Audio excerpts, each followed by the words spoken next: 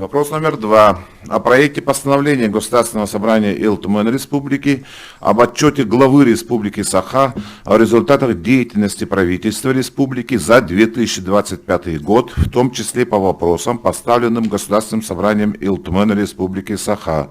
Слово имеет глава Республики Саха Айсен Сергеевич Николаев. Пожалуйста, Сергеевич.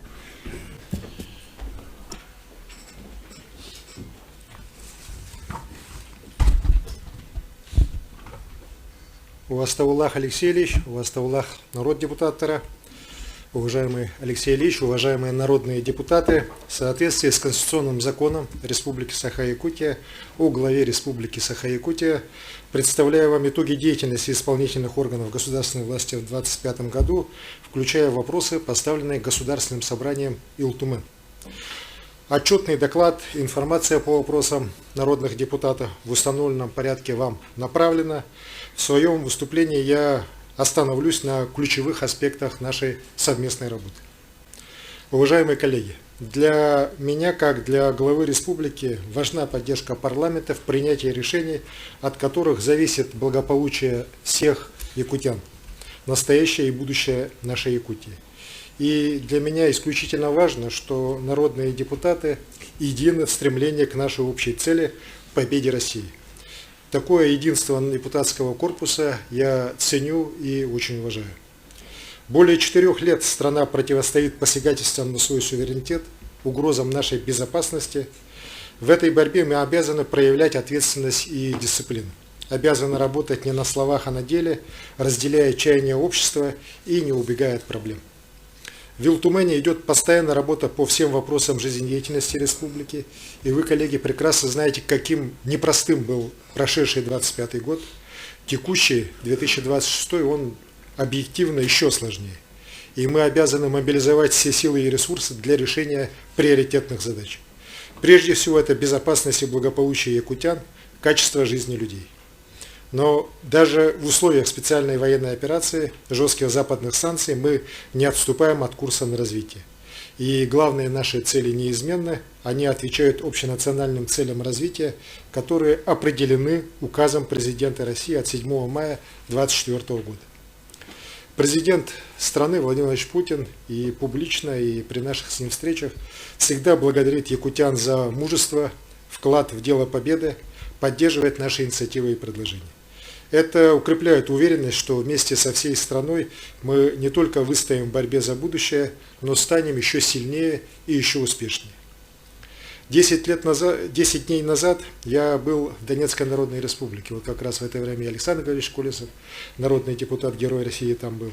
Именно там очень гораздо острее понимаю, что всесторонняя поддержка специальной военной операции, поддержка воинов и их семей – это наш самый большой общий долг.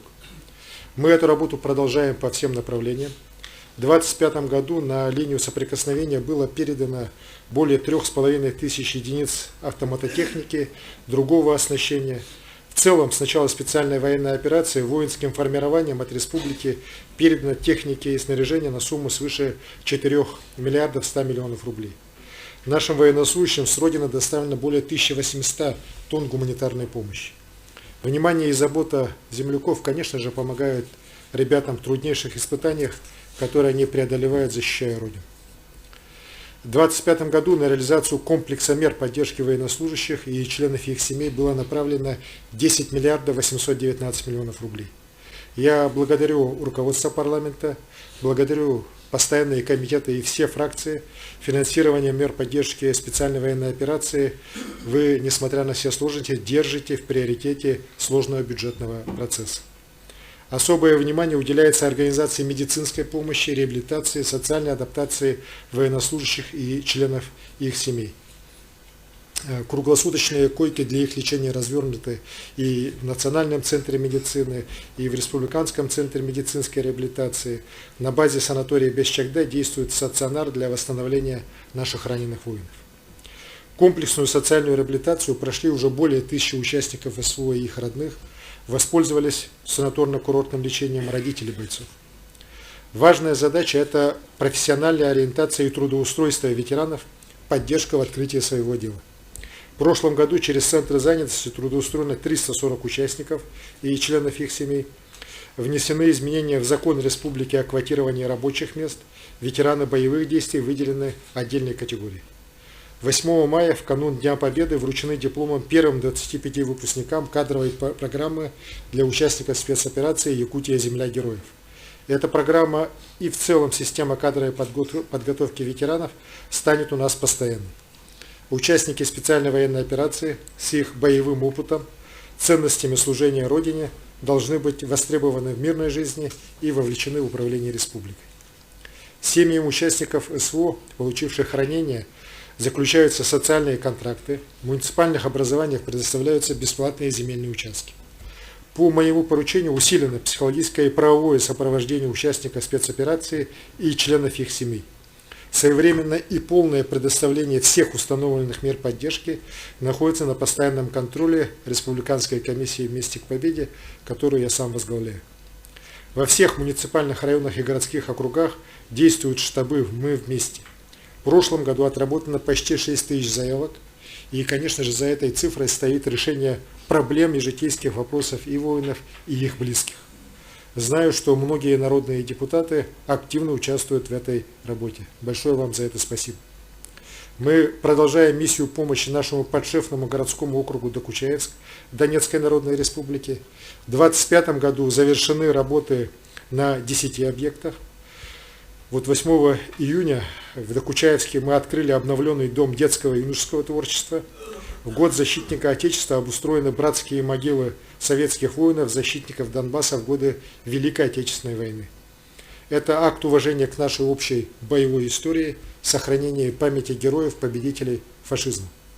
Мы никоим образом не будем ослаблять всемирную поддержку наших бойцов, будем делать все, что в наших силах. И я благодарен всем коллегам, всем жителям республики, которые от чистого сердца помогают защитникам Отечества, приближая нашу победу.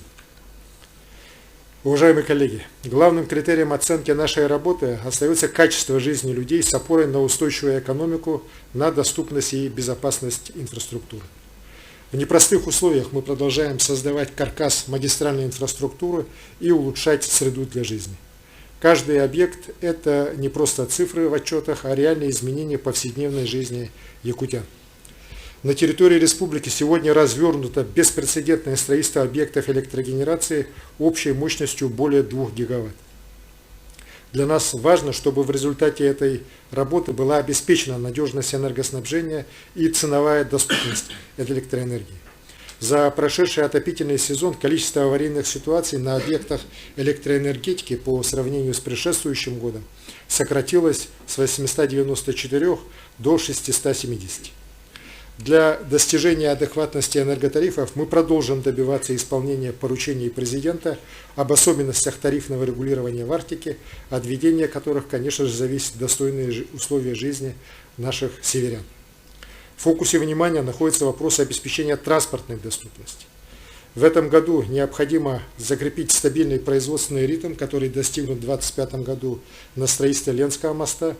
В начале июня в русло реки был выведен первый кофердам, второй также уже готов к установке. От проведения русловых работ будет зависеть уже и дальнейший график строительства. При этом крайне важно, чтобы работы производились с соблюдением всех технологических циклов. В плановом режиме обновляется дорожное хозяйство. В 2025 году приведено в нормативное состояние свыше 300 километров автомобильных дорог, построено 4 мостовых перехода.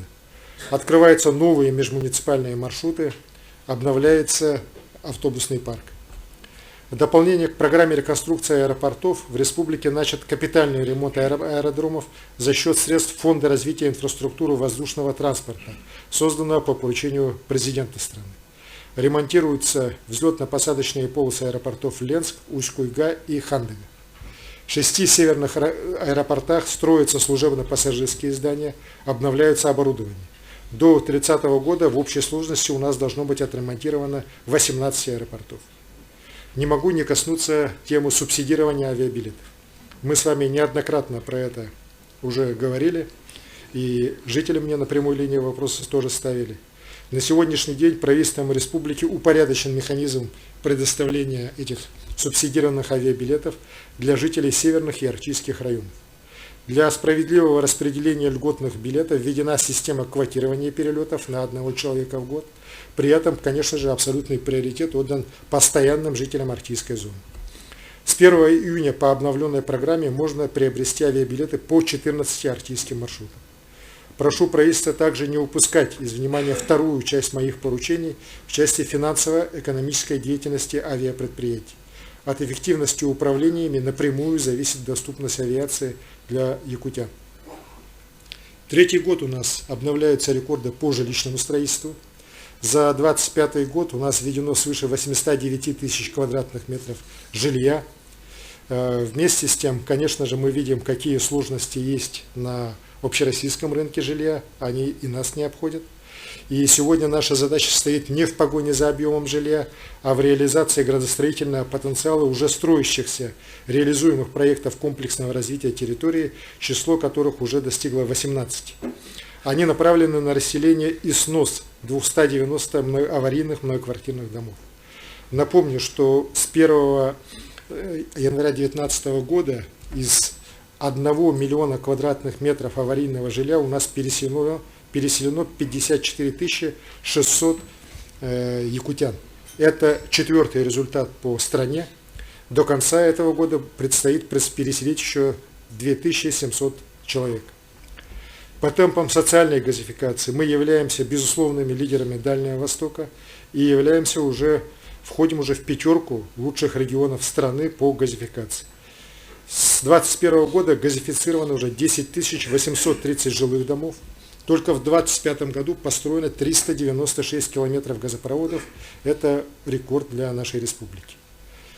Совместно с «Газпромом» у нас начата масштабная программа по переводу угольных и нефтяных котельных на газовое топливо в Южной Якутии.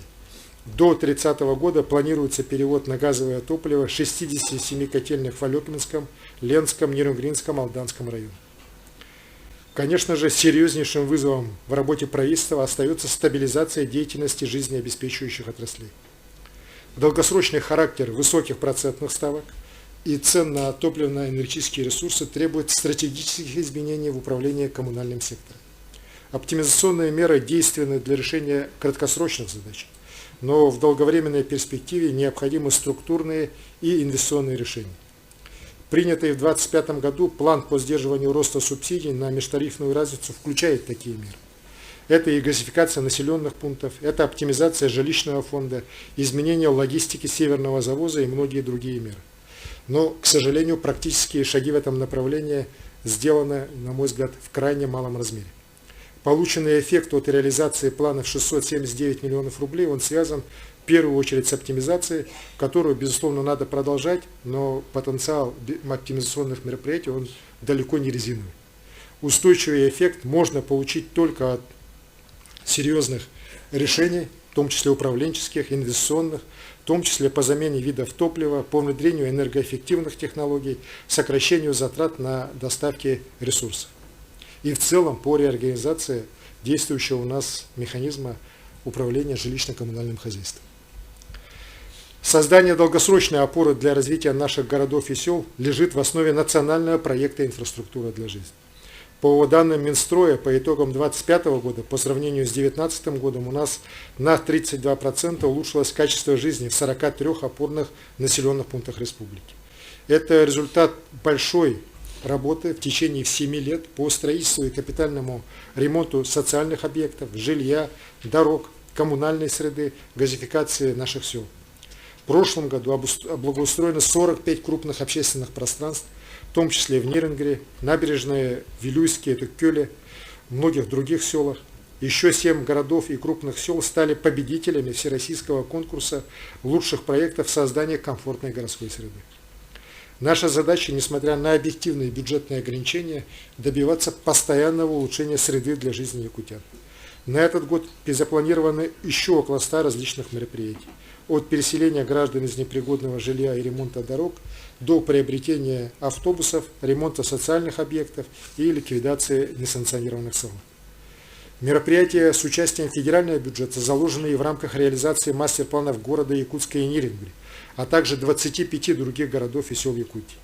В прошлом году к их числу присоединилась агломерация Тиксинайба как опорный пункт развития Арктики.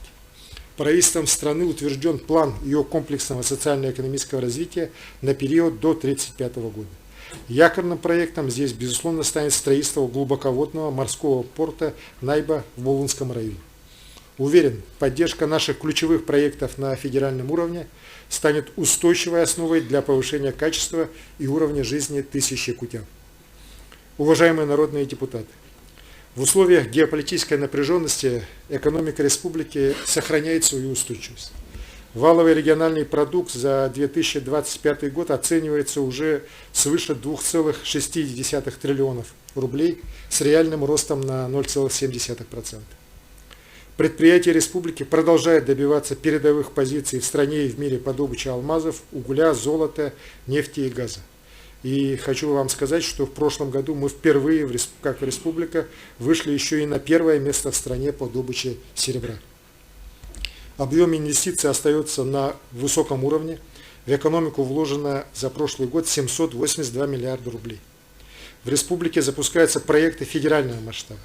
В сентябре прошлого года дан старт работе Тихоокеанской железной дороги, которая коренным образом изменила логистику экспорта угля из Якутии на восток.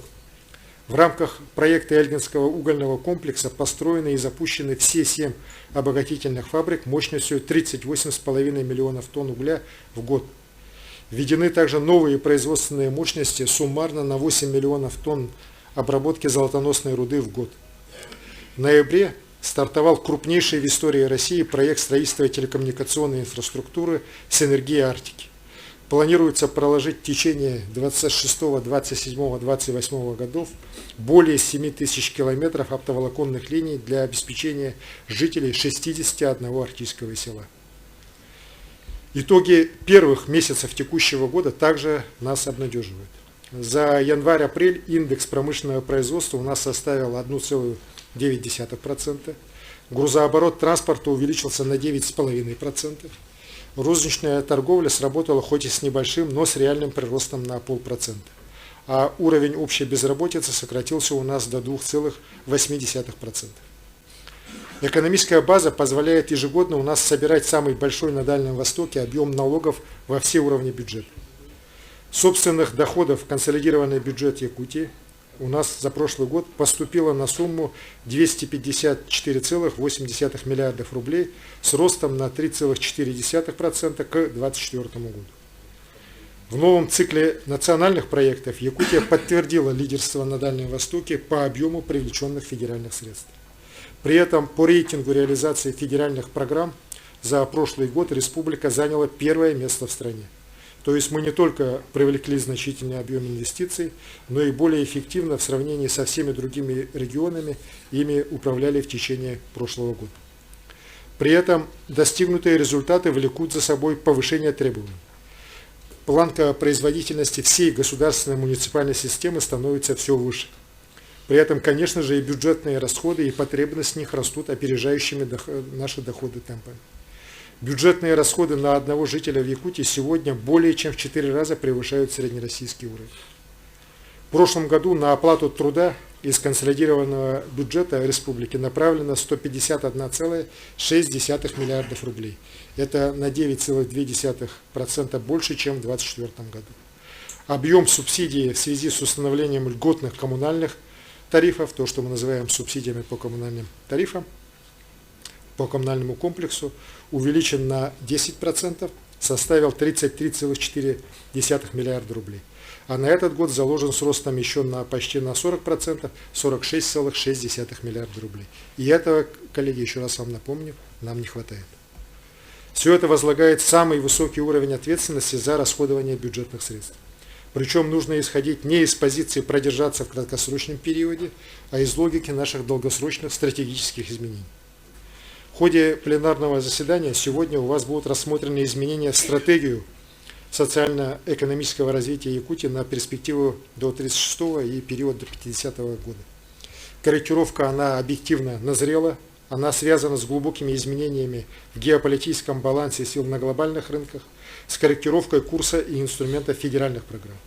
Но цели, повторяюсь, у нас остаются неизменными.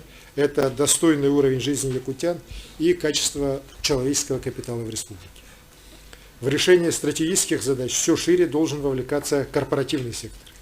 На основе стандарта общественного капитала бизнеса будет оцениваться комплексный вклад компаний в достижение национальных целей развития. Фокус на поддержку семей с детьми будет реализован в том числе в рамках корпоративного демографического стандарта на продолжительность жизни с участием корпоративных программ укрепления здоровья. Мы должны быть готовы к тому, что экономический рост России будет в основном опираться на увеличение внутреннего спроса. Для этого мы создаем условия для инвестиций в проекты, укрепляющие ресурсную независимость страны. Речь идет о проектах по добыче железной руды, редкоземельных металлов, вольфрама, меди, свинца и цинка. И такие проекты у нас не только инициированы, они уже начинают реализовываться. Будут ускоряться темпы реализации перспективных направлений, внедрения искусственного интеллекта и беспилотных технологий. Основным шагом в становлении сектора беспилотных систем стало открытие в ноябре прошлого года научно-производственного центра «Полярный». В Якутии дроны уже используются в самых различных отраслях для мониторинга лесных пожаров, для работы по паводкам, по мониторингу линейных объектов, по доставке грузов в населенные пункты и на производственные объекты, для точного распыления удобрений. Считаю важным поддерживать опережающий темп внедрения технологий будущего. Мы первыми в стране утвердили сегодня региональную стратегию развития искусственного интеллекта. Ключевые направления связаны с ускоренным внедрением технологий в государственное управление, развитие креативных индустрий и подготовку кадров, а также с использованием в отраслях, которые обеспечивают безопасность жизнедеятельности. Опора на внутренний спрос во многом означает развитие и поддержку предпринимательства. Сегодня малый бизнес по всей стране и у нас в республике испытывает значительный рост налоговой нагрузки. На прошедшем международном Петербургском экономическом форуме президент страны Владимир Владимирович Путин поручил сохранить порог выручки для перехода на уплату НДС на уровне 20 миллионов рублей. 9 июня партия «Единая Россия» внесла в Госдуму соответствующий законопроект, который будет рассмотрен в приоритетном порядке. Но я считаю, что для регионов Крайнего Севера с ограниченными сроками завоза грузов такой порог объективно может быть и выше. Я поручаю правительству республики и прошу народных депутатов здесь рассмотреть и внести соответствующие предложения. Также необходимо продолжить работу по сохранению действующих в республике льготных условий налогообложения малого бизнеса, по снижению административной нагрузки и выполнению условий государственных и муниципальных контрактов. Все это должно улучшить состояние делового климата, поддержать реальные проекты местного производства. В течение прошлого года мы с вами, уважаемые народные депутаты, отслеживали ход передачи полномочий органам местного самоуправления в части определения приоритетов поддержки сельскохозяйственного производства. Сегодня можно сказать, что эта мера оказала положительное влияние на развитие агропромышленного комплекса. В прошлом году построено 109 сельхозобъектов малой мощности. По сравнению с 2024 годом возросли площади обрабатываемых сельхозземель, увеличились объемы заготовки молока, а валовый сбор зерна вырос на 47% до почти 15 тысяч тонн. Это повторение максимального показателя 20-летней давности. Вместе с тем, снижение производства основных видов сельхозпродукции, поголовья сельхозживотных все еще не остановлено. Эта проблема должна оставаться в зоне нашего особого внимания и должна быть связана с решением вопросов комплексного развития сельских территорий. Передача местным органам полномочий по поддержке сельского хозяйства в определенной мере стала частью изменений в местном самоуправлении. В 2025 году в итоге нашей совместной работы парламентом принят республиканский закон, который закрепил новые положения развития местного самоуправления. На сегодня актуальным вопросом практической реализации реформы остаются перераспределение полномочий. Срок принятия решений продлен федеральными решениями до 1 января 2028 года, но правительству республики поручено вместе с Алтуменом и с органами местного самоуправления постоянно проводить работу над подготовкой уже республиканского закона. В этом году в соответствии с новым порядком избрания глав муниципальных образований пройдут выборы главы городского округа город Якутск, глав 6 муниципальных районов и 53 городских и сельских поселений, в том числе 5 районных центров. Не буду повторять, насколько велика ответственность представительных органов местного самоуправления, партий и общественных организаций, ну и моя личная ответственность, чтобы в руководство муниципалитетов были избраны по-настоящему компетентные, а самое главное, сильные духом люди, которые способны решать самые сложные проблемы в интересах жителей Якутии. Уважаемые народные депутаты, важнейшие критерии нашей совместной работы – это самочувствие семей, благополучие детей и нашего старшего поколения. В республике сохраняется естественный прирост населения, даже с учетом снижения к уровням прошлых лет. Удерживается коэффициент рождаемости, в том числе по рождению третьих последующих детей. Это говорит о том, что ценность многодетных семей у нас в Якутии незыблема. По традиции, вот перед отчетом перед Илтуманом, я запросил информацию и хочу здесь сказать, что вот по состоянию на сегодняшнее утро с начала года у нас в республике родился 4451 ребенок.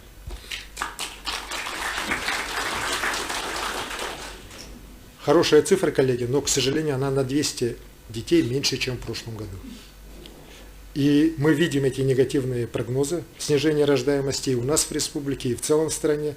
И наша задача не снижать меры господдержки семей с детьми. Более того, необходимо их расширение в корпоративном секторе, укрепление престижа и блага семейной жизни в обществе. Сегодня в республике проживает 37 тысяч многодетных семей. В 2025 году региональные меры их поддержки были существенно расширены. Почти 3000 семей получили республиканский материнский капитал, который с прошлого года предоставляется при рождении 3-го, 4-го, последующего детей. Целевой капитал «Дети столетия» в 2025 году предоставлен почти 13 тысячам детей. 800 молодоженов получили дополнительную поддержку при создании семей. Общий объем финансирования поддержки семей с детьми за прошлый год составил 32 миллиарда 100 миллионов рублей. В своем послании к Госсобранию в декабре прошлого года я поставил задачу внедрения корпоративного демографического стандарта. В апреле эти обязательства закреплены трехсторонним соглашением в области социально-трудовых отношений до 2028 года между правительством республики, профсоюзами республики и ассоциацией работодателей. Есть примеры системной поддержки многодетности от наших ведущих компаний, от Алроса, Сахатранснефтегаза и других. А на полях Питерского форума мы подписали договор о корпоративной поддержке семей с горнорудной компанией «Западная», которая работает в Аймаконском районе, в том числе о капитале в 1 миллион рублей при рождении у работников компании 3-го и последующего детей. Каждый такой вклад в поддержку демографии должен находить позитивный отклик в нашем обществе. Хотелось бы, чтобы народные депутаты в рамках работы в своих округах, фракционной деятельности целенаправленно мотивировали такие начинания. В целом отмечу, что ситуация на рынке труда в республике стабильна, уровень безработицы у нас находится на исторически низких значениях, сохраняется положительная динамика реального содержания оплат труда.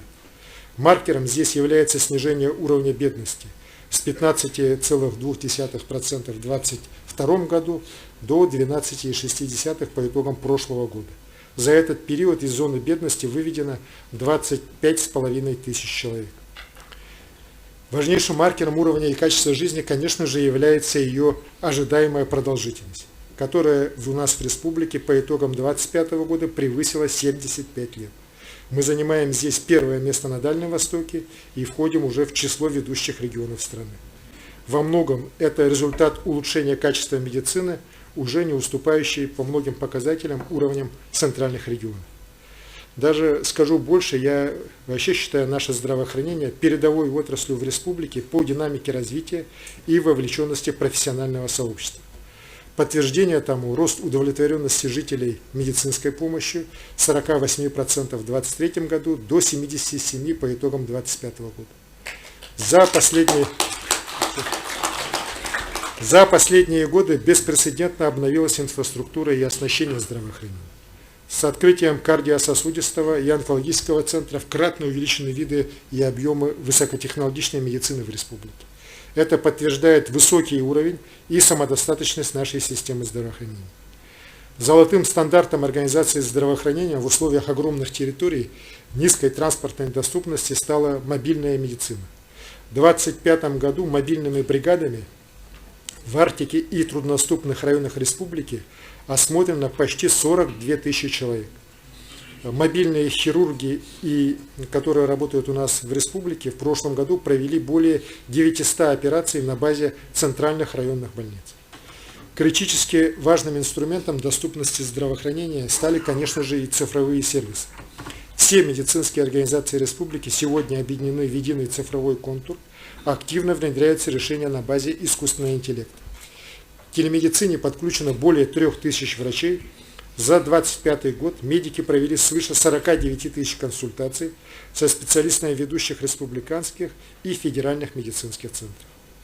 Наши проекты, направленные на доступность медицины для жителей отдаленных территорий, рекомендованы Минздравом России для всех северных регионов страны как лучшие практики. В прошлом году мы сделали большой шаг. Вместе с вами, коллеги, мы вернули медиков в школы. Этот вопрос ставился многими парламентариями, в том числе и в этих стенах. С 1 сентября 2025 года профилактическими осмотрами у нас охвачено уже более 70% школьников.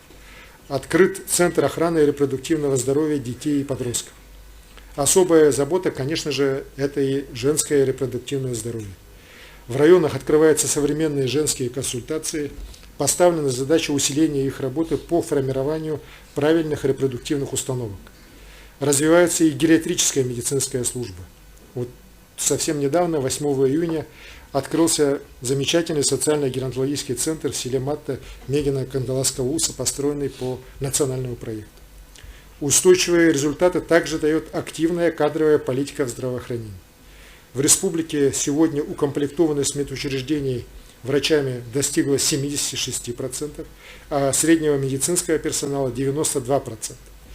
Конечно, здесь не все вопросы еще решены, но есть четкая стратегия вовлечения в профессию, начиная с профильных классов, отделений медколледжа в районах, до целевой подготовки врачей в ведущих вузах России и нашем Северо-Восточном федеральном университете. Важнейшим фактором кадровой обеспеченности и в целом улучшения качества медицинской помощи является развитие инфраструктуры первичного звена на местах. В 2025 году введены в эксплуатации поликлиники в Амге, лечебный корпус в селе Андреевское Верхнеюльского района, больничный комплекс Сангара, участковая больница в Нижнем Бестяхе. Открыта поликлиника Якутской городской больницы номер 2, завершены реконструкции лечебного корпуса и капитальный ремонт женской консультации Нерюнгринской центральной районной больницы. Работа продолжается. В этом году у нас планируется ввод еще 19 новых здравоохранения в районах республики. Уважаемые народные депутаты, как вы знаете, последнее пятилетие у нас превзошло несколько предыдущих десятилетий по темпам развития инфраструктуры образования. С 2020 года в республике введено 62 школы, 36 детских садов, проведен капитальный ремонт более 100 учреждений образования, включая и арктические районы. В 2025 году введено 4 школы и 2 детских сада, 3 объекта доп. Образования. В Якутске открылись крупнейшая школа номер 40 имени нашего первого президента Михаила Ефимовича Николаева, а также школа адаптивного образовательного комплекса, не имеющая аналогов в Российской Федерации. На этом фоне есть заметные сдвиги по качеству образования. По итогам государственной итоговой аттестации 2025 года республика заняла 21 место в стране, улучшив свою позицию на 47 пунктов за 2 года. Есть улучшение по итогам государственного экзамена, а в 2025 году также достигнут наилучший результат за 15 лет в финалах всероссийских олимпиад. Мы целенаправленно усиливаем работу по подготовке профессиональных кадров для экономики.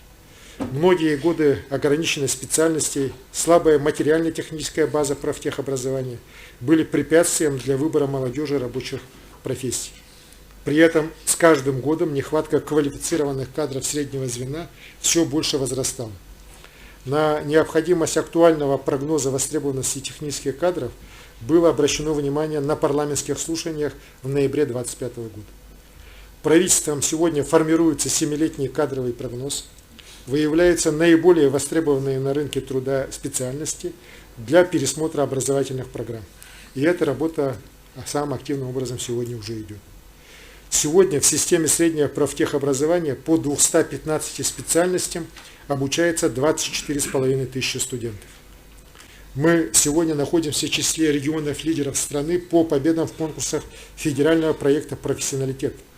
Вот по итогам последнего конкурса 1 миллиард рублей будет направлен на создание 7 новых образовательных кластеров по направлениям информационные технологии, строительство, транспорт, топливно-энергетический комплекс, электротехника, туризм, легкая промышленность. Серьезный запрос к изменениям есть и в высшей школе. Структурные изменения в экономике, развитие инновационных отраслей, динамика цифровой трансформации, вызовы продовольственной безопасности требуют от наших ведущих вузов опережающей адаптации программ подготовки кадров для всех сфер. Объединить научно-образовательный и инновационный потенциал высшего образования призван проект создания межвузовского кампуса. 31 марта текущего года заявка республики официально подана в Министерство науки и высшего образования. Итоги конкурса планируется подвести в августе. Несмотря на значительное количество поданных заявок, их там свыше 30, мы верим в то, что проект республики обязательно войдет в число победителей. Парламент также ставил вопросы вовлечения молодых ученых в научно-исследовательскую деятельность, усиления участия в программах Российского научного фонда по прикладным исследованиям. В прошлом году мы заключили соглашение с Российским научным фондом на софинансирование научных проектов по 60 миллионов рублей с каждой страны. Хочу вам сказать, что послезавтра, 19 июня, у нас в Якутске начнется расширенное совместное заседание Президиума Российской академии наук и правительства республики, на котором мы рассмотрим уже наше очередное соглашение на этот и последующие годы. И с участием академиков Российской академии наук, а их при более 15, ведущих ученых страны, будут обсуждены перспективы научных исследований в интересах развития Арктики, определены новые направления научного сотрудничества. Пользуясь возможностью, хочу поблагодарить Государственное собрание за постоянное внимание к вопросам воспитания подрастающего поколения в духе любви и преданности к Родине. Принятые Илтуменом законодательные решения становятся действенной базой для этой важнейшей работы. Наши дети, наша молодежь отзывчива к ценностям гражданственности, уважения к истории страны и служения Отечеству. Это мы ясно видим в непростое время, когда все наше общество проверяется на прочность наших моральных устоев. Мы дальше будем совместно работать, вовлекая детей и молодежь республики в активную общественную жизнь. Я считаю, что роль парламента как важнейшего политического института республики здесь неоценима. Огромное значение для единства общества имеют сегодня культурные ценности. Культура во всех ее проявлениях является опорой, является традицией нашего многонационального народа. Она укрепляет веру в Отечество и веру в будущее.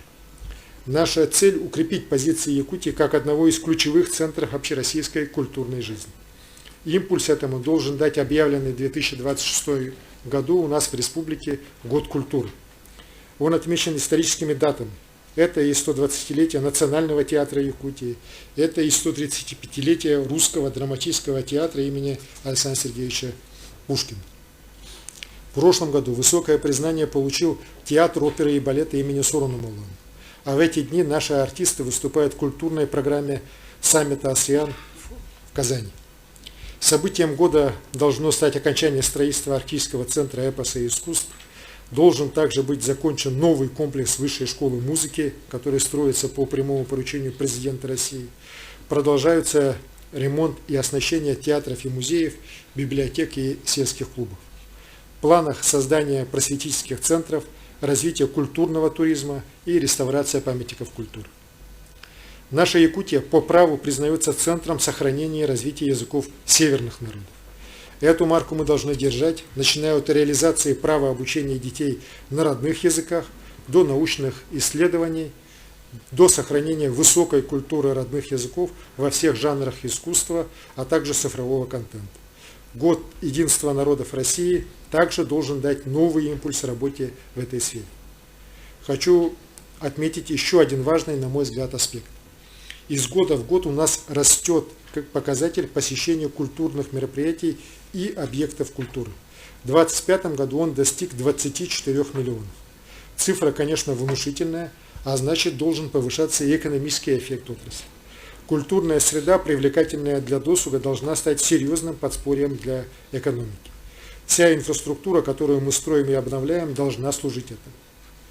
Позитивную отдачу от развития инфраструктуры мы видим также и в спорте.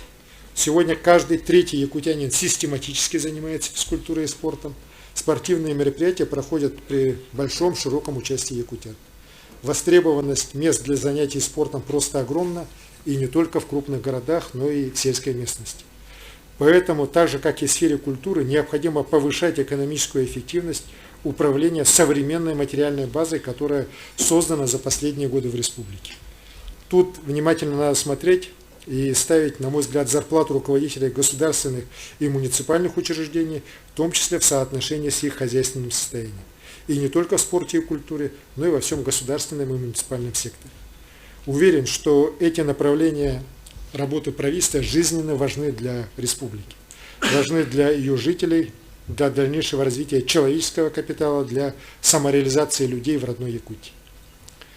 Уважаемые народные депутаты, в 2025 году, несмотря на все трудности, мы не сбавили оборотов развития, работая вместе в постоянном поиске оптимальных решений.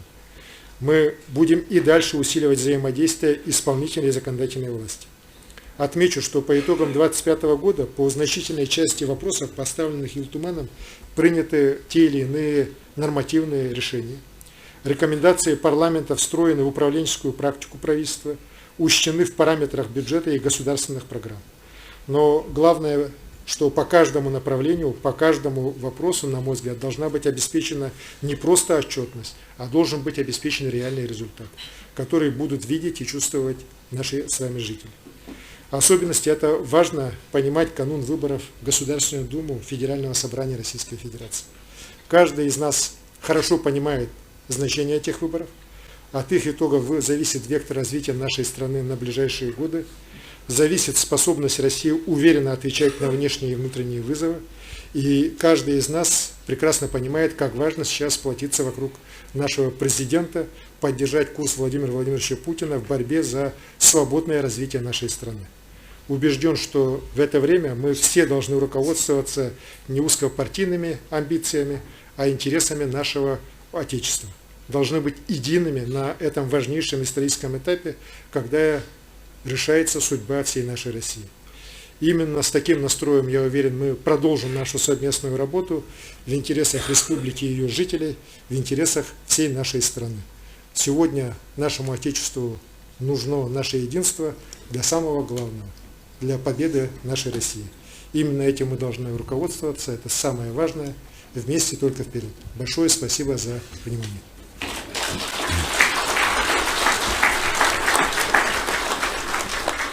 Спасибо, Арсений Сергеевич. Уважаемые коллеги, я напоминаю вам, что от фракций политических партий, зарегистрированных в нашем Государственном собрании, ко мне поступили письма с предложением по 2 вопроса и 1 выступлению. Напоминаю, записываемся на вопросы, коллеги.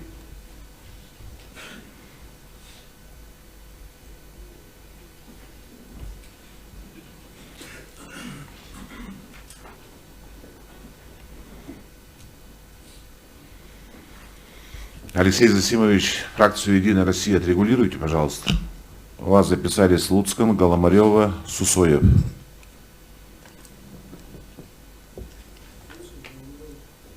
Луцкан, Голомарева.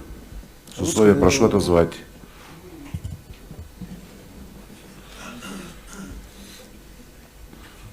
На вопросы записались народные депутаты Луцкан Иван Петрович, Хусаинов Ренат Равильевич, Голомарева Елена Христофоровна, Филиппов Федот Сергеевич, Николаев Василий Петрович, Парахин Гаврил Павлович, Степанов Вячеслав Владимирович, Романов Иннокентий Иванович, Заморщикова Нюргияна Юрьевна. Всех назвал? Ограничиваемся. Режим голосования.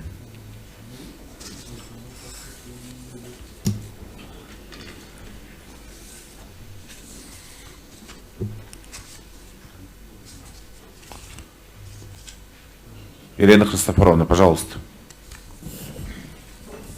Уважаемый Арсений Сергеевич, у меня вот такой вопрос. Очень много сделано, масштабные проекты Все это мы видим, понимаем. Микрофон. И вопрос. Вчера мы отметили 29-летний день рождения полярных авиалиний. Вами и правительством сделано все, чтобы сохранить Якутскую Арктику. Мы знаем, вы несколько лет ставите вопрос субсидирования межулусных и межрайонных рейсов на федеральном уровне. Как движется вопрос, есть ли понимание на уровне руководства страны, малой авиации, аэропорты, ну и будущее полярной авиации интересует. Спасибо. Спасибо большое за вопрос, Лена Христофоровна. Хотел бы поблагодарить вас и ваш комитет за постоянную работу по защите интересов жителей Арктики. И у нас здесь в республике, и на федеральном уровне тоже ваш голос слышен. Вы прекрасно знаете, что этот вопрос неоднократно ставился и мною, и нашими депутатами в Государственной Думе, в первую очередь Галиной Якентьевной. Но здесь подход, в первую очередь, Министерства финансов, он очень простой. Это полномочия регионов, обеспечение внутрирегиональных перевозок. Соответственно, регионы должны это субсидировать. В рамках нашей общей работы с Министерством развития Дальнего Востока и Арктики при поддержке Юрия Петровича Трутнева мы этот вопрос внутри себя практически согласовали. Мы хотели получить субсидии именно через авиакомпанию «Аврора» для дальнейшего их распределения по регионам. Но, к сожалению, пока нам этого не удалось сделать. Более того, хочу сказать, что при рассмотрении федерального бюджета на 2026 год была серьезная такая угроза, что и межрегиональные перевозки нам будут снимать. Но вот и мы, руководители регионов, очень остро выступили, и Юрий Петрович подключился, мы смогли отстоять. Более того, вот на этот год, по сравнению с 2025 годом, субсидии по Якутии и по компании «Алросы», которые у нас межрегиональные перевозки выполняют, они увеличены почти в 2 раза. В прошлом году было там 300 с небольшим миллионов рублей, в этом году почти, что можно сказать, почти 700 миллионов рублей получено по авиакомпании «Якутия» и по компании «Алросы». Что касается в целом поддержки авиации, я здесь более шире скажу, коллеги, мы сейчас должны решить 2 такие большие задачи. Я вот недаром в своем сейчас выступлении сказал про финансово-экономическую составляющую наших авиапредприятий. Мы должны их стабилизировать, большая работа здесь проводится, в том числе при вашей поддержке. Состояние авиакомпании «Якутия» сейчас гораздо лучше стало, чем было еще год-два назад, но здесь нам еще работать, доработать. Мы должны их стабилизировать. По полярникам ситуация, я считаю, гораздо более стабильная. И мы, конечно, должны менять уже авиационный парк. Вот то соглашение, которое я подписал на питерском форуме с Объединенной авиастроительной корпорацией, коллеги, это никакой не договор о намерениях, это очень серьезный договор, который позволит республике одной из первых получить новые самолеты, не новые, скажем так, они-то давно уже делаются, но вот партию Ту-214, 6 самолетов, так, и супержеты. 5 супержетов и 6 Ту-214. Мы тогда сможем уйти от зависимости от импортной авиатехники на наших среднемагистральных рейсах, так, то есть полетах вне республики. Ну а дальше мы уже ставим задачу, чтобы мы закупали уже новый Ил-114. Самолет уже сертифицирован, самолет полетел. Первые Ил-114 начнут поставляться уже в этом году. Их в конце года, надеюсь, или в 2027 году в начале их получит Архангельская область. Мы пока их не взяли, потому что у них еще до конца не пройден вопрос сертификации для посадки на грунтовые полосы. На бетонные они уже садятся хорошо. Вот здесь у нас летали зимой. Замечательный самолет, но вот сертификация по посадке на грунтовые полосы, как обещает и генеральный конструктор, как и сама корпорация нам обещает, это где-то 28 год.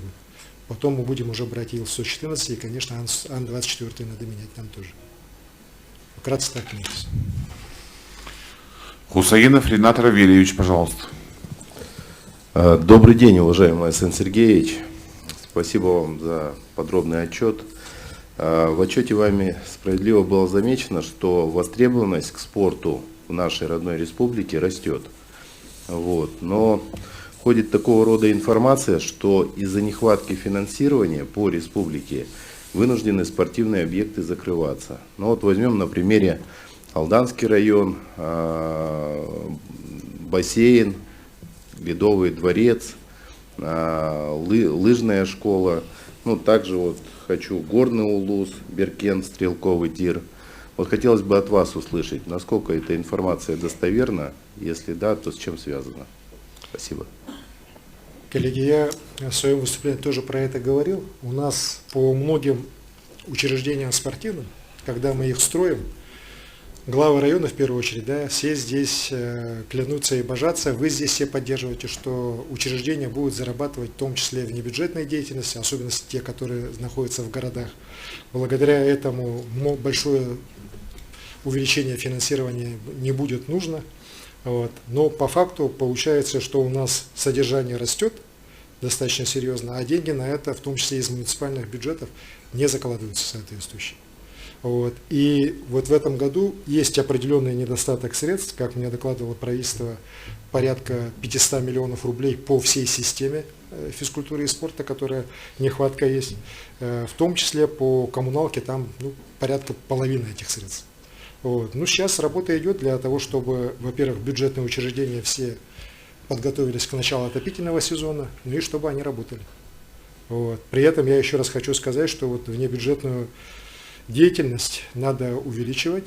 Я знаю, что министр спорта этим серьезно занимается, ну и чтобы это контролировалось, в том числе и эта внебюджетная деятельность наших крупных учреждений, в первую очередь по городу Якутску. Потому что вот вы сказали примеры там сельская местность, так, но у нас же есть пример, когда по городу Якутску крупные физкультурно-оздоровительные центры несколько миллионов не могут найти и начинают тут по нехватке средств на коммунальные услуги жаловаться, причем имея свою внебюджетную деятельность гораздо больших объемов. Поэтому здесь мы должны вместе работать. Я согласен с вами. Филиппов Федот Сергеевич. Подготовится Николаева Василий Петрович. Өтөгүнө булуктуу Асыллах Асен Сергеевич. Тымин бу үйәһәблү горнай депутаты боларын быһытна бу дойдубут жоно хүддәх долгуй буттарын, хүддәх долгуй йылларын, онна көрдүйләрен тирдепин барабын. Онна асбыт тыгыл бүтүтүгәр быһыл саһагырдаган темелбек нехилектер керген, тирелтелер керген жон ханатын истен бу онна тирдек битне хатыннар, хаңар баккалар бат хатаммат. Туохтен. Ту билген ЖКХ чагыр үйәһәблүгә улары йыллар кирәр тураллар. Аны билебит. То бир өттүнен ол нада даганы бу экономия өттүтүгәр. Ол гынан баран манна хамай сүрен вопрос турар жоннорго үлеһиттерге. Бу именно бу бечки хинигеттемия билсен кепсетен барамын. Киннер долгуйларын тиретем, киннер бу улар итылар кеннелерден үлете оккалар олдур. Бу жоннорго туга метод анал проект курдук, программады курдук, үлега атын үлега сыгыры, үле булан бери көрүлүү дуден правительство өттүттен. Ол курдук эме үйрәк чагыр, эме үйрәк кейте болган бытынан эме беккеден билһәҗә өттү, минер бул батак бары. Бу холоры үйәһәбүлүгә эме көтәһәдек карабул бу динин бир баллар, холоры бүгүн эме хүтбе бир ки, у холоры үлете калар олорор. Тепетен курдук ЖКХ эгетигер сүрбе үскеһи үлете калар олорор. Бирэттинен бу атын улустарга теннәтә кабар гайык болу, огынын бара бир бу бихунчыки кинне бара олоктор.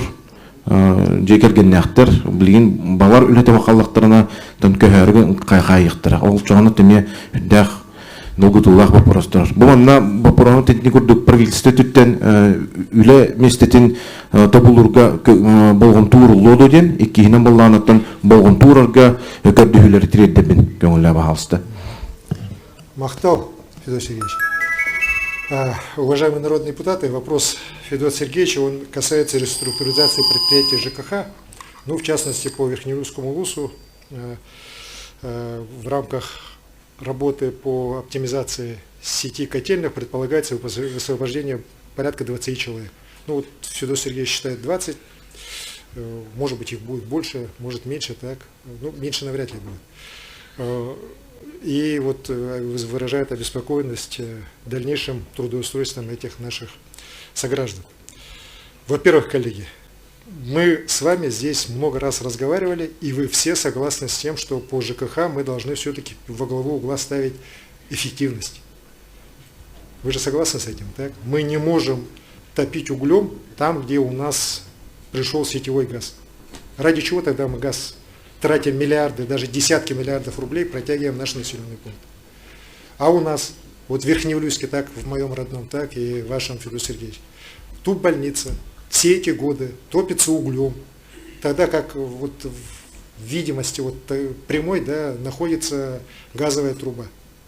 При этом расходы этой котельной, ну, вы прекрасно тоже знаете, какие они, насколько это, ну, неэффективно по сравнению с тем, что если бы этот агрораздел и газ подвели бы.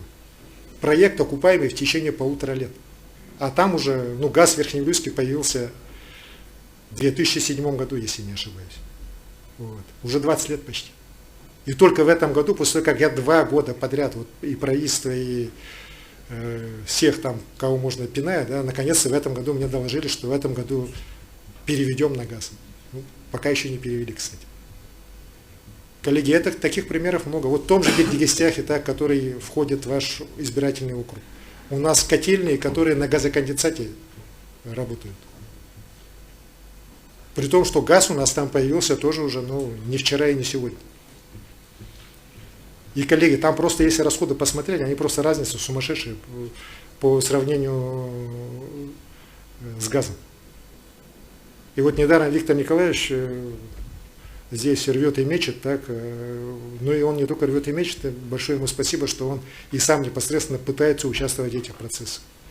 И вот мы здесь видим и сопротивление муниципальных образований некоторых, которые как раз мотивируют сохранением рабочих мест, несмотря вот на эту крайнюю неэффективность. И самой системы ЖКХ, которой я не скрываю, когда многие годы люди там занимаются перевозкой угля или перевозкой газоконденсата, и понятно, кто там таскает и так далее, да, там много вопросов возникает.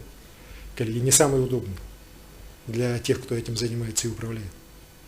Поэтому мы должны во главу угла здесь ставить эффективность. Что касается высвобождаемых людей, так, то здесь, Федор Сергеевич, я вообще у нас проблем сегодня не вижу. Я же сказал в своем выступлении, мы по безработице по республике находимся на исторически самом низком уровне, 2,6%.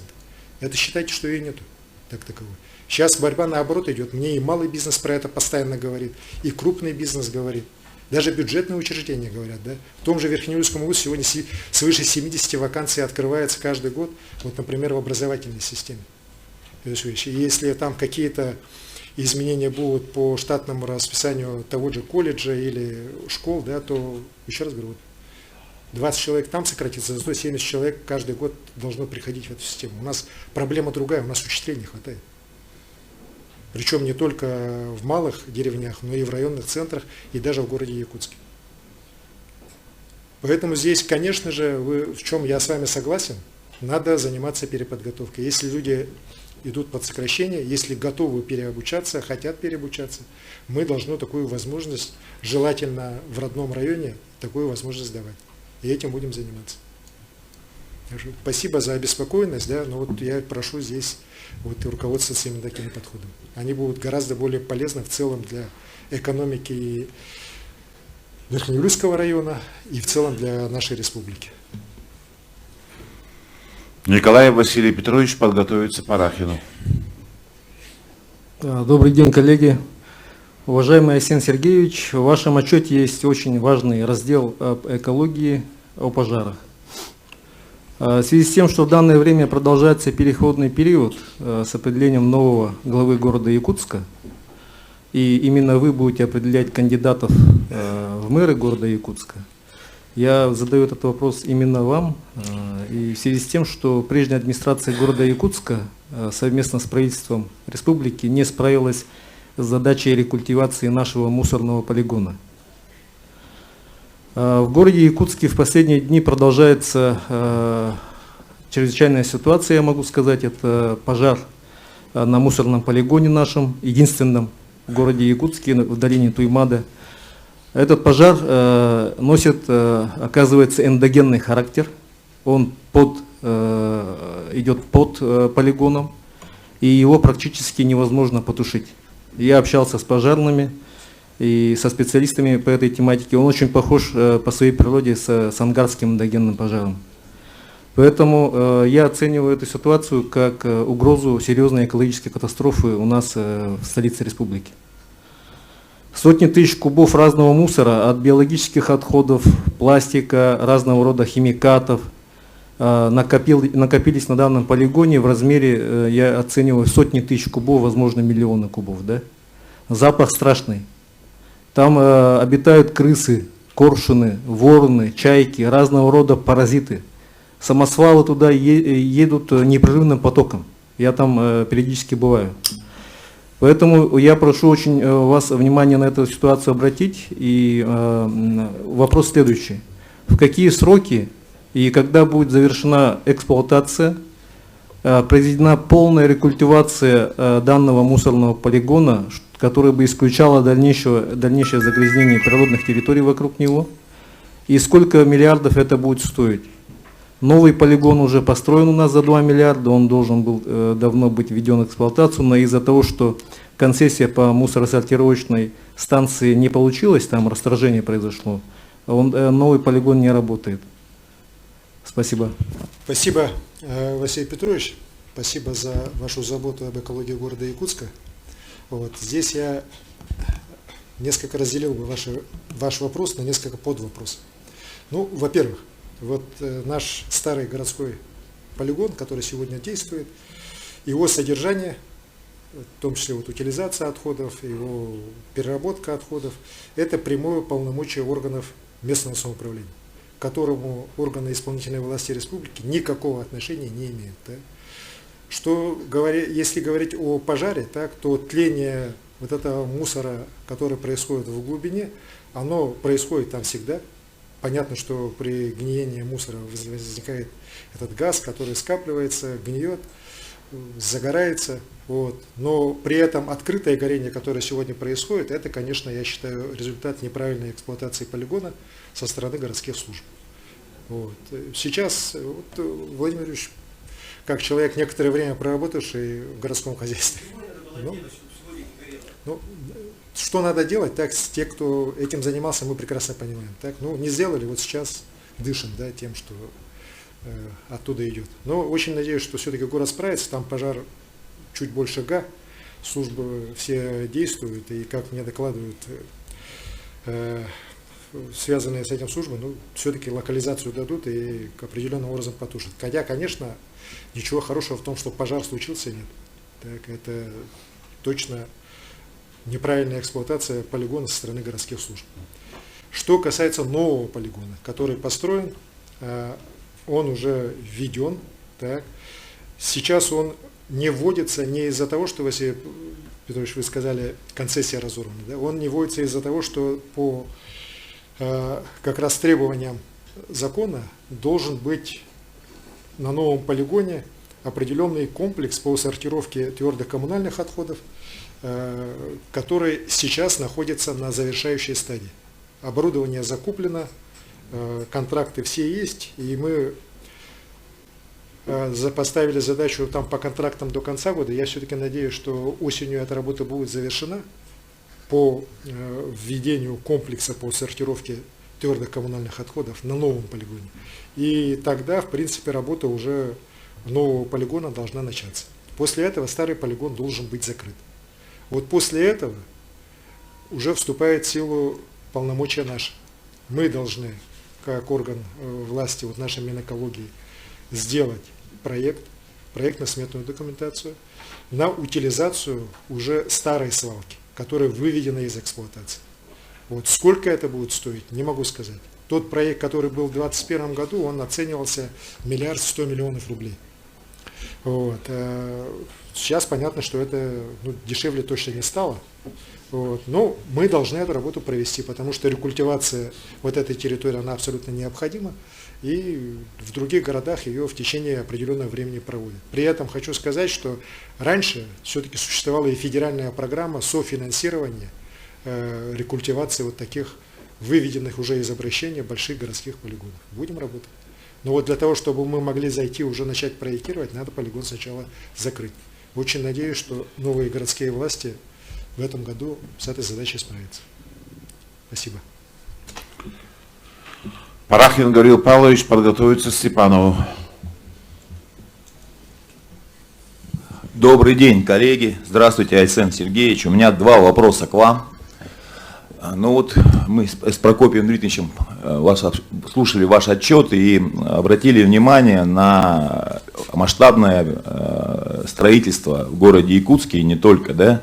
Это аварийное жилье, переселение, это очевидный факт, это мы видим, все радуемся, что, наверное, скоро вся республика будет жить в городе Якутске, да? У меня вопрос по очистным сооружениям и по канализации. Дома строятся, да, а сама структура не развивается. И, как я понимаю, водоканал еще захлебывается в других проблемах, старых, по старой теме, которые еще, назовем так, не вывозят те дома, которые сегодня есть в городе Якутске. Ну и у нас же, конечно же, сегодня переселение и новые дома появляются в районных центрах, где тоже отсутствуют очистные сооружения, канализационные сооружения. Там в той же Уснере вода прямо напрямую уходит в воду. Вопрос, что заложено, почему? Потому что сегодня, как я понимаю, мы в 26-й год входим не очень хорошо, хотя показатели 25-го года у вас хорошие. Есть ли какие-то вообще по этому вопросу какие-то предложения, сколько заложено на 26-й год, сколько было потрачено в 25-м году? И второй вопрос, связанный с спортом. Я не могу этот вопрос не задать. Почему? Потому что деньги, которые сегодня выделяются, да, они, казалось бы, на словах или там на цифрах, они большие. 4,5 миллиарда было там почти освоено в прошлом году. Но есть моменты, которые я не буду сейчас рассказывать, там, кто ко мне обращается и где там есть пробелы по деньгам, да, то, что не хватило. Хотя 4,5 миллиарда это сумма большая. Там на ту же Зарю, которую обещали оплатить, так и ничего не оплатили. Это футбольная команда, которая программа сегодня идет по всей стране, и вы об этом прекрасно знаете. Про тот же бокс, ребята, которые сегодня становятся чемпионами и призерами, тоже недополучили в 2025 году, потому что министр объясняет, что финансов деньги дали, министр спорта говорит, так у меня все ушло на ЖКХ.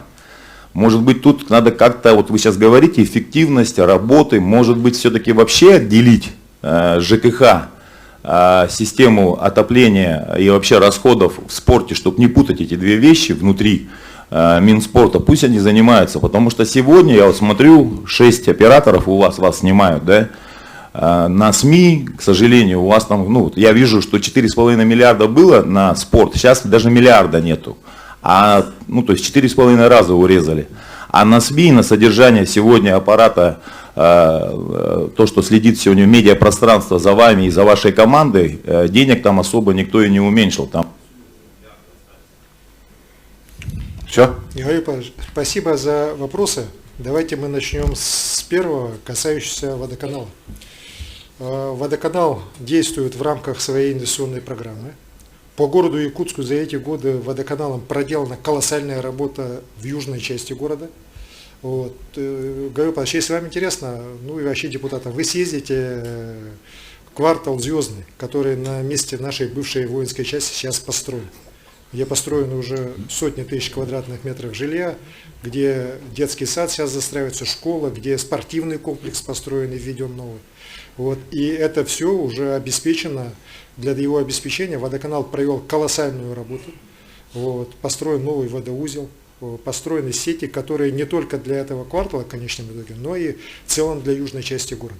И если говорить так в перспективе, да, то вот в южную сторону сейчас город уже может спокойно, поступательно развиваться. Потому что там появилась система водоснабжения и водоотведения. Вот за эти годы. Может, вы этого не заметили, так? Но вы съездите, посмотрите. Что касается части, вот, скажем так, западной, то здесь, конечно, надо нам всем тоже понимать, что работа должна быть большая проведена в рамках строительства квартала спортивный, это бывший 17-й квартал. Сети водоканала должны не только до него дойти, так, магистрально, они должны пойти дальше в сторону Вилюйского тракта, где у нас сейчас там большие кварталы уже построены, так, мы же видим это, так, и, соответственно, должна появиться возможность уже для нормального централизованного водоснабжения вот этого куста города. Вот. Что касается северного куста, так, район ГРЭС, то здесь самый такой основное строительство будет идти вокруг жилого комплекса. Ну да, я даже не жилой комплекс, это большой квартал Ленские столбы, опять же с большим количеством социальных объектов и так далее. Тоже вот большая система водоснабжения там должна быть построена. В принципе, технологических там, наоборот, с точки зрения водоснабжения, водоотведения вопросов нет. Там больше вопросов по энергоснабжению. И там мы приняли решение, что будет строиться изолированный энергоцентр для того, чтобы все-таки уйти от завышенных таких больших расходов по созданию там централизованного электроснабжения. Вот. Поэтому решения эти по городскому хозяйству приняты, и они особых... Ну, конечно, это дорого, конечно, это не просто это все сделать в условиях такой интенсивной застройки, но это будет сделано. Я здесь и водоканалу, и нашим строителям, их подходам доверяю и уверен, они с этим справятся. Большая задача у нас стоит как раз по районным центрам. Вот вы задели этот вопрос, да? Коллеги, можно построить канализационно-очистные станции, вот, и мы их построили во многих районных центрах. Только вопрос, опять же, их содержания. Потому что закладывать это в тарифы для населения, тарифы должны вырасти более чем в 10 раз. Вот. Брать их на муниципальный бюджет, ну, они и так сейчас пустые, так? То есть мы опять должны идти на увеличение тогда субсидий коммунального комплекса. Хотя при этом, вот тот же Прокопий Дмитриевич вчера у меня спрашивал, когда мне вот заплатят в рамках тех заказов, которые коммунальщики мне делали по углу. Так? Там кредиторка-то колоссальная сегодня у них.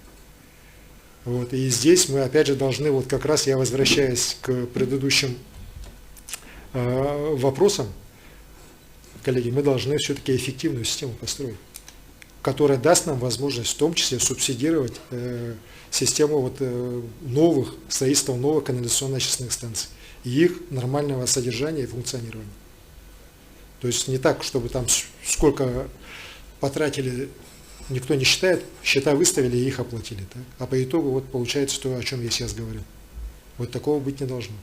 Вот когда такого не будет, у нас появится возможность и для дальнейшего строительства новых канализационно-очистных станций. Вот. Теперь по спорту. Вы знаете, Георгий Павлович, вот вы на самом деле подняли вопрос, который, опять же, правительство сегодня прорабатывает как одну из таких возможных точек снижения наших затрат. Когда коммунальные расходы учреждений бюджетных будут выведены из них. И этим будет заниматься уже напрямую правительство с расчетами, в том числе с нашими ресурсниками. Для того, чтобы вот как раз не было таких ситуаций, когда через 3 месяца говорят, что у нас деньги на коммунальные услуги закончились. Вот. Их централизация соответствующая, по крайней мере так правительство говорит, позволит вот эти вещи сразу предусматривать, лучше этим заниматься. Вот. Но, конечно же, это в любом случае потребует очень серьезного изменения уже и подходов к формированию штатного расписания самих этих учреждений. Потому что там, Георгий Павлович, опять же, прекрасно знаете, достаточно большое количество людей, которые вот как раз этими вопросами занимаются. Их тогда надо будет выводить из системы. Вот. Поэтому вот ваше предложение, оно во многом обосновано, и я надеюсь, что Кирилл Евгеньевич мне это докладывал, до осени должна они все это сформировать, и в том числе и вы свои предложения дадите. Спасибо. Вячеслав Владимирович Степанов подготовится за Морщаковой.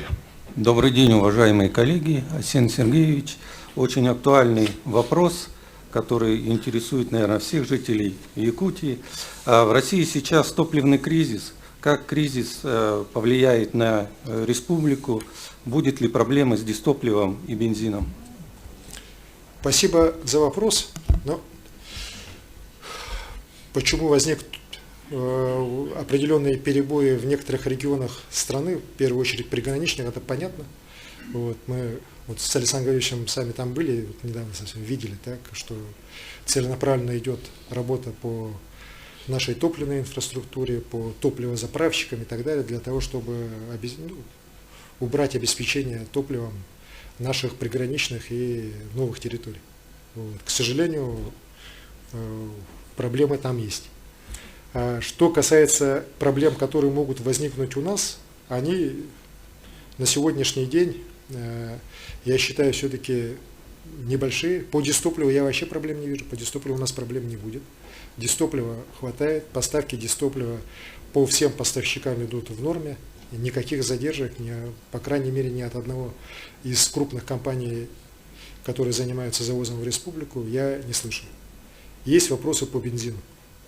Вот. Есть вопросы по бензину у некоторых компаний, которые получают поставки с задержкой. Но при этом запасы у нас по Саханефтегаз будут, например, обеспечены. По крупным частным компаниям, таким как Сибойл, как Туймада-нефть, их руководители говорят о месячном запасе.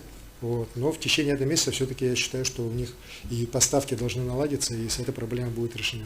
Мы пока видим это как возможную какую-то проблему.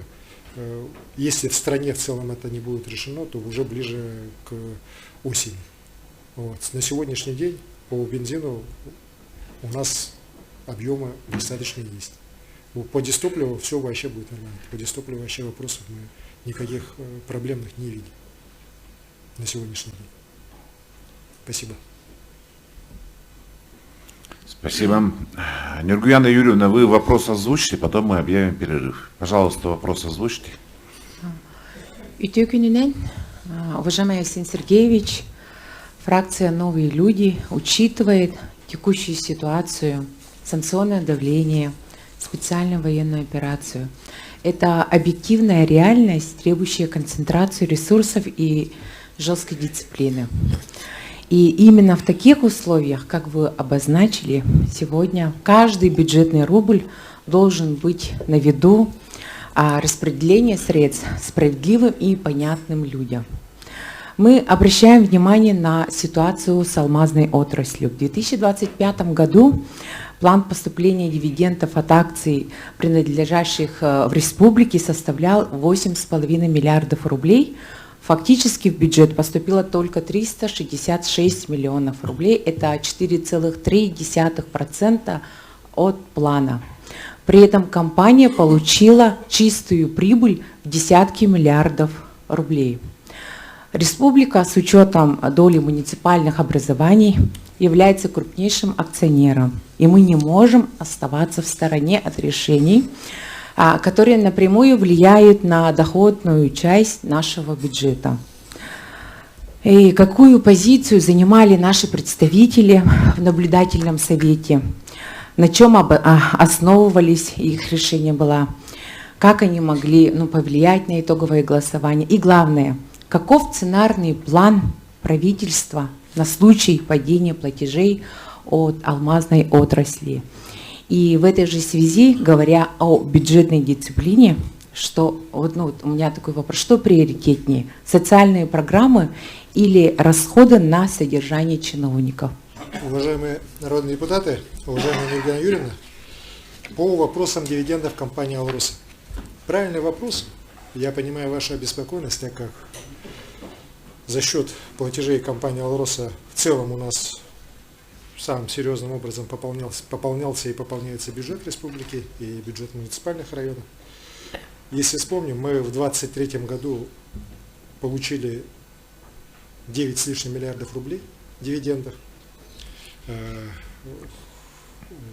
Общие районы плюс республика. В 2024 году мы получили 10 миллиардов рублей. Вот. В 2025 году мы не получили дивиденды, и в 2026 году мы тоже сейчас не получаем. Вот. Здесь, Нургуяна Юрьевна, вам надо понимать, что дивиденды компании «Алроса», согласно принятому положению по дивидендной политике, они не исчисляются от чистой прибыли. Они исчисляются от чистого финансового потока. И чистый финансовый поток компании «Алроса» у нас с 2024 года стал уже отрицательным.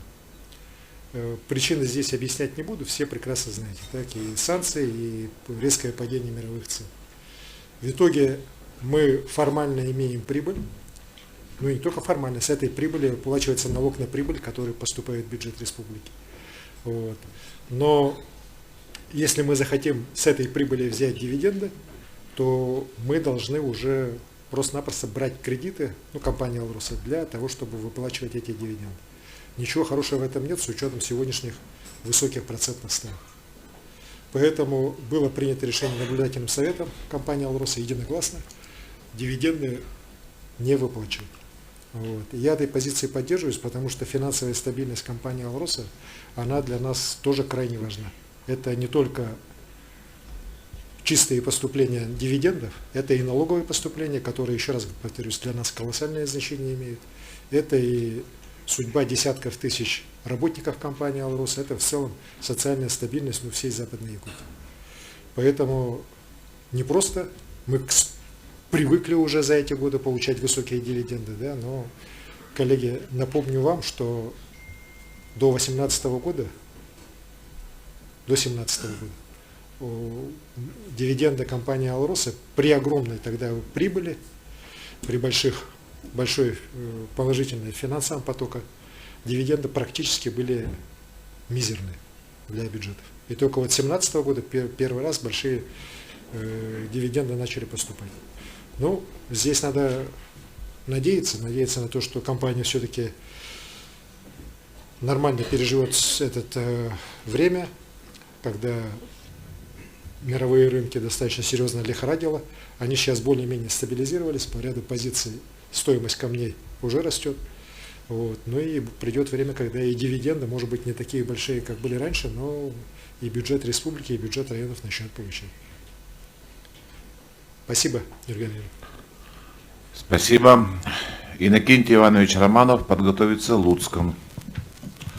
Уважаемый Айсен Сергеевич, мы заслушали ваш отчет, спасибо. Ну, конечно, отмечены определенные достижения, но проблем остается немало. В частности, жизнь у нас дорожает с каждым днем и годом.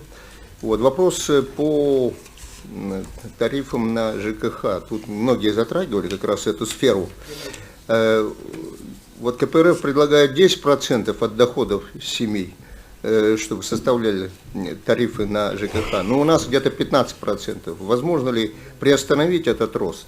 Ну, я ж не говорю о снижении его до 10%. Ну и второе, вот ко мне обращались некоторые граждане по вопросу, я хотел бы узнать, вот ликвидирована ли задолженность по зарплате работникам ЖКХ? А то вот говорят, некоторые работники не получали зарплаты долгое время. Спасибо. Иннокентий Иванович, вот вопрос по доле, какой должна занимать оплата ЖКХ в доходах населения, он очень правильно вами ставится. Почему? Потому что мы сегодня разные подходы в целом в стране обсуждаются, в том числе и подходы к тому, чтобы ту же вот субсидию по коммунальным платежам давать в зависимости от доходов человека. То есть, если человек обеспеченный, то зачем он должен платить по льготным тарифам? А у нас, коллеги, вот особенности по северам, что по теплу, что по энергетике, человек платит 10 где-то процентов, даже меньше от того, что реально является экономически обоснованным тарифом, что по теплу, что по электричеству. Вот. Но здесь вот у меня, Иннокентий Иванович, сразу тогда возникает вопрос, а если мы вот даже группу людей выведем и заставим их платить по 100%, у них же платежи в 10 раз вырастут. Вот. И, конечно, тогда те, кого мы называем сейчас средним классом, это и преподаватели, это и врачи, и другие категории, они могут получить просто колоссальный удар по своим доходам. И здесь, конечно же, надо быть крайне осторожными вот с такими реформами. Да? Вообще, я считаю, что если мы все-таки проведем работу по повышению энергоэффективности, в первую очередь, по снижению затрат, то рост тарифов мы реально сможем остановить. И его все-таки экономически обоснованных тарифов. Вот тарифы для населения, может, они и будут расти так, но все-таки пока они занимают реально в этих экономически обоснованных тарифах небольшую долю. И я считаю, что это, особенно для Арктики, это обосновано.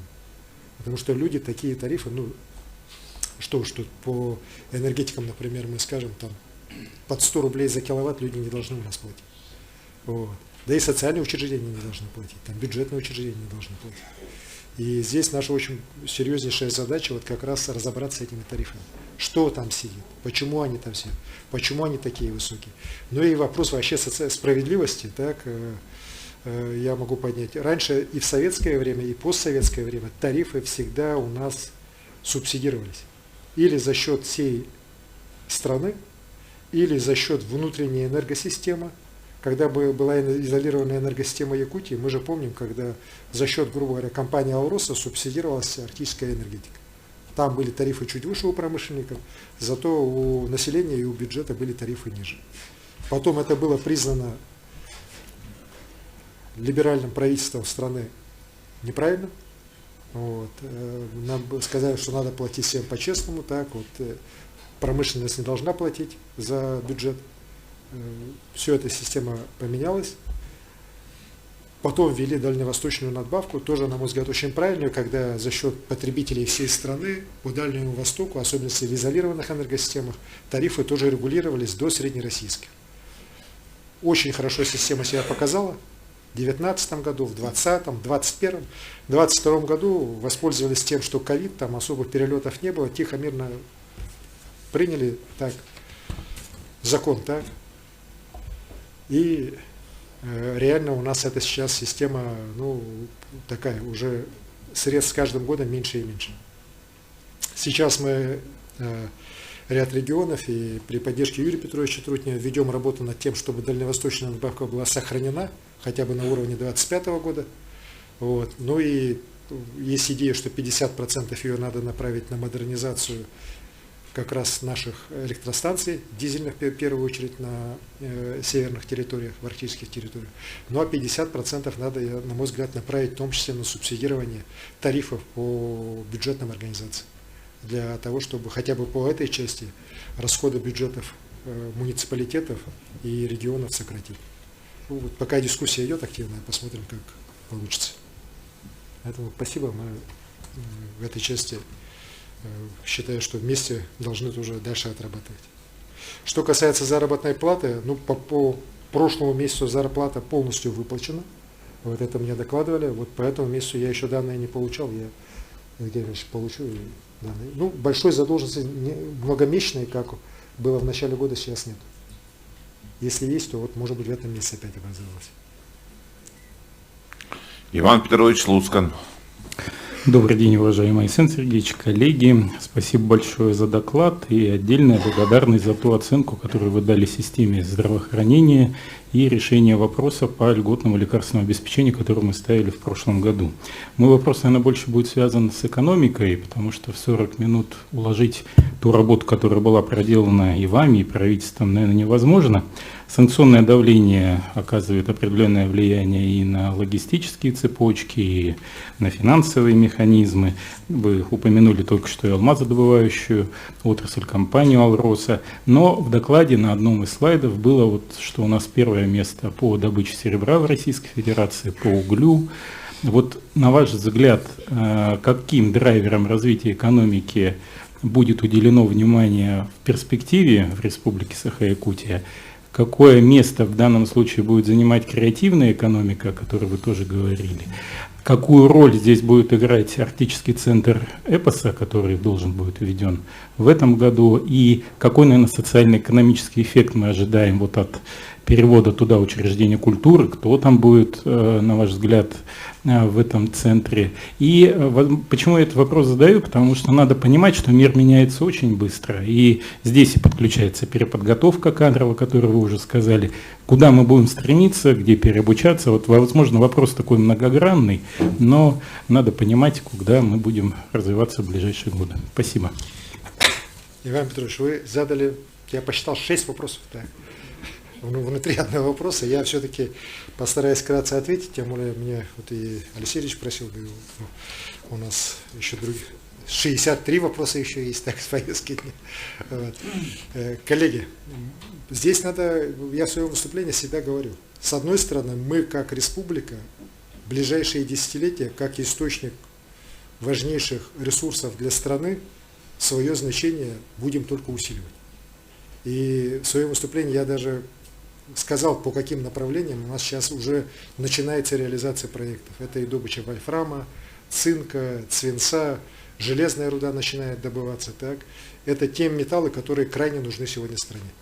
Вот, и будут востребованы, потому что Понятно, что в условиях санкций, а санкции против нас никуда не денутся, так, востребованность в ряде материалов, в том числе вот по редкоземельным металлам, например, для страны колоссальная. И они в промышленных масштабах есть только в Республике Саха-Якутия. Дальше нам предстоит, коллеги, и об этом тоже надо говорить уже сегодня, в скором времени начало освоения Эльконского уранового месторождения, потому что месторождение урана мирового значения в Российской Федерации есть только у нас. Вот, и сейчас Казахстан уже начинает сам свою атомную энергетику делать.